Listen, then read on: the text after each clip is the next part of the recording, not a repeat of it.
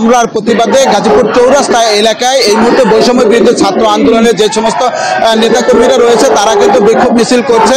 একটি বিক্ষোভ মিছিল বের হয়ে চৌরাস্তা এলাকায় এসে এই মুহূর্তে সমাবেশ করছে। আপনারা নিশ্চয় দেখছেন যে আপনি জানেন যে সন্ধ্যার সময় বৈষম্য বিরোধী ছাত্র আন্দোলনের অন্যতম নেতা হাসনাত আবদুল্লাহ গাজীপুর চৌরাস্তা হয়ে ঢাকার পথে যাওয়ার সময় এখানে হামলার শিকার হয় এবং তিনি আহত হয়েছে।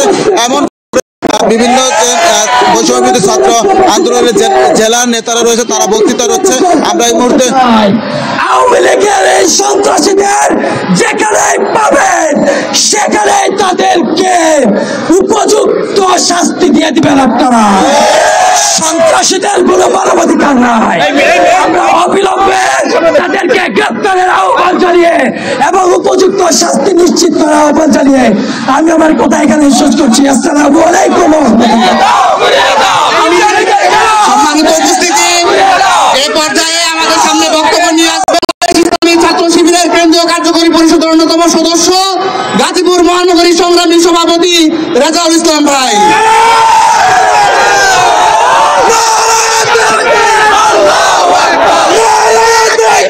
সম্মানিত বিক্ষিপ্ত ছাত্র জনতা, আপনারা দেখেছেন 5ই আগস্টে বাংলাদেশের স্বৈরাচারের পতন হলেও তার দূষণরা এখনো গাপটি মেরে বসে আছে।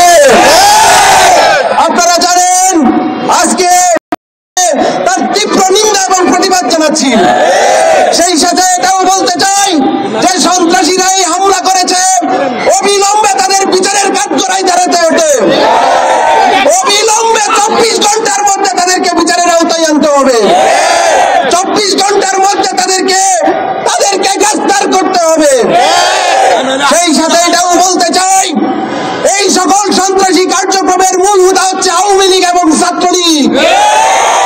আমরা দেখতে পাচ্ছি স্বৈরাচারের আওয়ামী লীগকে নিষিদ্ধ করা হয়নি। আমরা বলতে চাই এতজন ছাত্রকে হত্যা করেছে, 40,000-এর অধিক ছাত্র জনতাকে গুলিবিদ্ধ করা হয়েছে।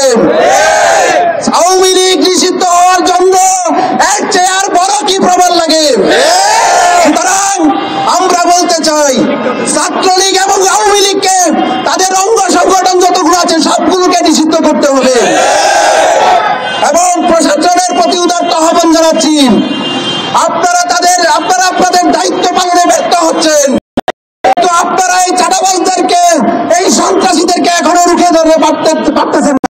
সেই প্রত্যাশা রেখে আজকের এই রাত্রে গভীর রজনীতে আপনারা সমাবেশে সমবেত হয়েছেন।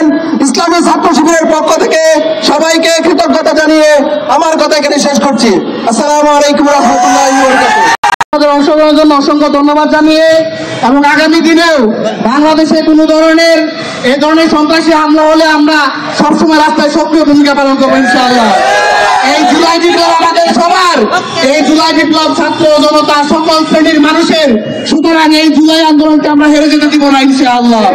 সবাইকে ধন্যবাদ জানিয়ে আমাদের আজকের কর্মসূচি এখানে শেষ করছি। আসসালামু আলাইকুম ওয়া রাহমাতুল্লাহি ওয়া বারাকাতুহু। হামলার প্রতিবাদ জানিয়ে চৌরাস্তা এলাকায় একটি প্রতিবাদ সমাবেশ করে তাৎক্ষণিক শিবির সহ যে বৈষম্য বিরোধী ছাত্র আন্দোলনের নেতারা রয়েছেন তারা কিন্তু প্রতিবাদ সমাবেশ করেছে। এই মুহূর্তে প্রতিবাদ সমাবেশ শেষ হয়েছে। তো পরবর্তী কোনো কার্যক্রম থাকলে সেটি আপডেট জানিয়ে দেওয়া হবে। এই ছিল এখান থেকে সর্বশেষ খবর।